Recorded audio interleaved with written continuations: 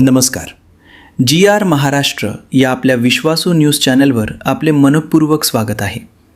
राज्य शासनाचे नवीन शासन निर्णय, कर्मचारी अपडेट आणि महत्त्वाच्या बातम्या सर्वात आधी पाहण्यासाठी आत्ताच चॅनलला सबस्क्राईब करून बेल आयकॉन नक्की दाबा.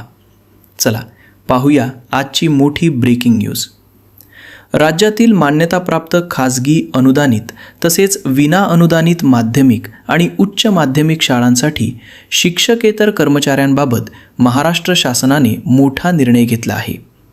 शालेय शिक्षण व क्रीडा विभागाकडून दिनांक 18 फेब्रुवारी 2026 रोजी सुधारित आकृतीबंध लागू करण्याचा शासन निर्णय जारी करण्यात आला आहे.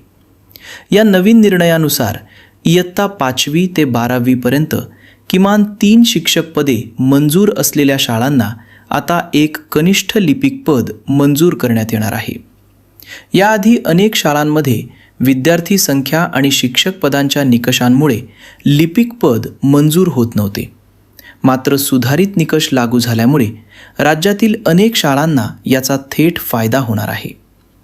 प्रशासनिक कामकाज सुलभ होणार असून शाळेतील कागदपत्रे, वेतन प्रक्रिया आणि शासकीय कामे अधिक वेगाने पूर्ण होण्यास मदत होणार आहे.